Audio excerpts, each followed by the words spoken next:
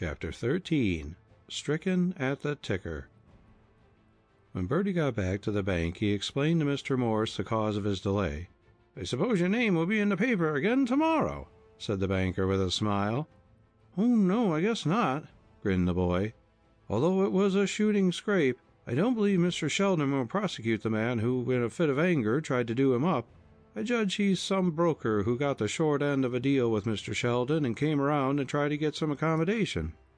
Stuart Sheldon has a reputation of squeezing his victims pretty dry when he gets them into a tight place. It's a wonder something hasn't happened to him before," was the banker's comment. "He ought to be grateful to you for saving his life. This may patch up your family difference, Bertie." "Probably it may. He wanted to do something for me before I told him who I was, but I turned his offer down. I can't forget how he treated my mother in her hour of extreme need.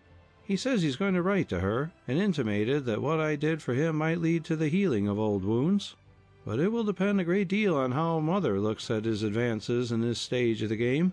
Mother and I can get along now without any assistance from Mr. Sheldon. As for myself, I mean to make my way ahead by my own efforts, and I'm not afraid but I will succeed." "I guess you'll get there all right, my boy," replied Mr. Morse. Had the banker known how successful the boy already was in his little outside deals, he would certainly have had a still greater respect for his young messenger's abilities.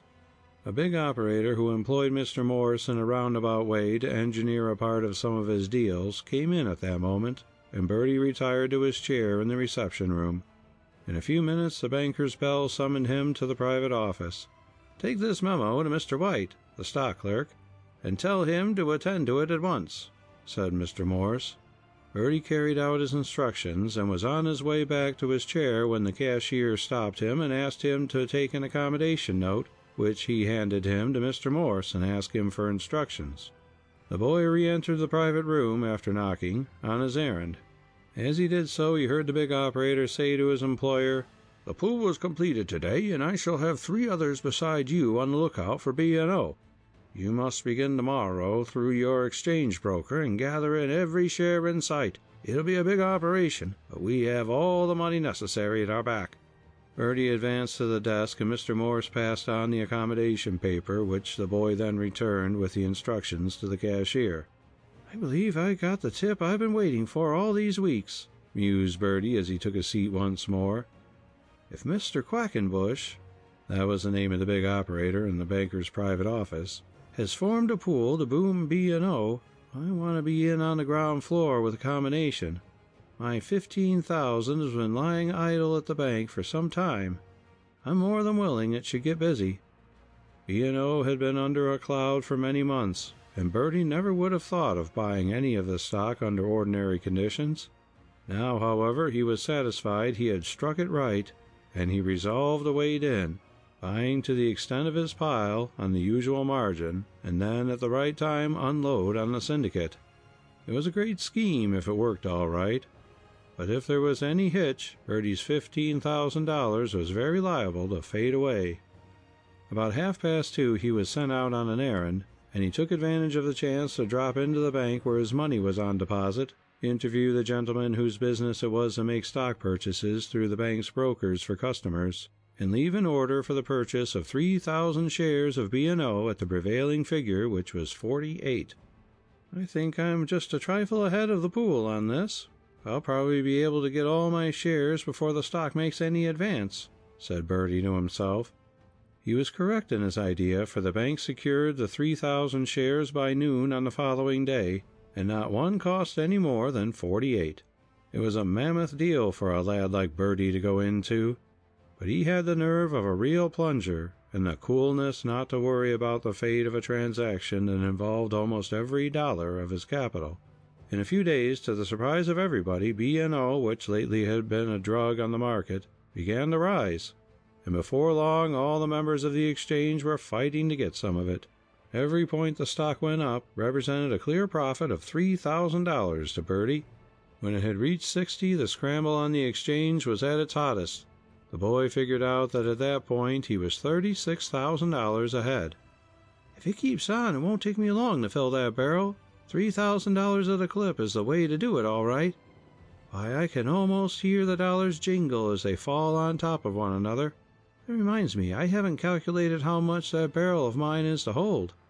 $100,000 isn't bad, but $1,000,000 sounds better. I believe in aiming high, even if I have to haul in my horns a little at the end." Bertie wondered if Mr. Sheldon had a share in the pool. "Seems to me he manages to get next to about everything that's worthwhile. Some men have hog luck in this world. I've heard it said that fortune, to show her contempt for riches, generally bestows it on the unworthy. There are several moneybags about the street who would kick if that idea was suggested to them.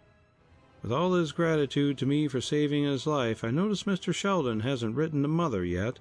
I guess the polite dressing down I gave him must have cooled his good resolutions. Well, I'm not worrying over the matter, and I don't believe Mother is either." It was about this time that Bertie accidentally discovered that Mr. Morse was in on the deal too. It wasn't exactly according to Hoyle, to use an old expression, for him to buy for himself on the side, as he was expected to turn in all his purchases over to the syndicate. But the banker, in his desire to take advantage of the opportunity, forgot the strict letter of the unwritten law, and as a result he was carrying quite a private load on his own hook, with the expectation of winning a large slice of the combination's luck for himself. As the sequel proved, it would have been better had he kept out of it. Clever men sometimes make grave errors when they become money-mad, as it were, and in this instance Mr. Morse's error was in holding on too long, a mistake Bertie avoided because he didn't know as much about the deal as his employer, and therefore he drew out at the height of the excitement because he was afraid to hold on any longer, though the stock was still booming famously. It was exactly 14 days from the time Bertie bought the stock when he walked into the bank and ordered his holdings closed out. Next day, when he got his statement, he had found he had cleared $85,000, which, with his $15,000 former capital, raised his credit in the bank to around $100,000. That's a pretty good barrel of money as things used to go, but in these advanced days it doesn't seem to count for much. Most everybody of any standing at all down this way has that much to call on. At least I think they have. Even the man who can sign his check for $1,000,000 is becoming a back number in comparison to our princes of finance.